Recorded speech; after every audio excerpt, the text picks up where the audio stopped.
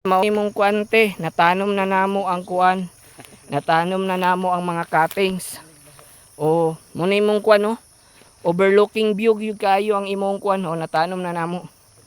O overlooking kay imong kanang mga dragon fruit bantang sa init. O ang plano dani ni tatay is pakwaon yun yung sagbot mga burikat. O natanom na nako tay ang mga kuan cuttings ng dragon fruit. Walay problema ani. Hulat na lang ta sa kuan, mangugat siya. Haya din ta mag-apply og abono. Dili sa ta mag-apply og mga kanang si tawag ana iti kay masunog man siya kay ting ulay kuan man ting si tawag ana ting init man masunog ang dragon fruit.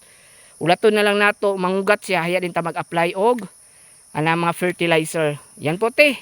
Mura ni siya te. Oh, thank you.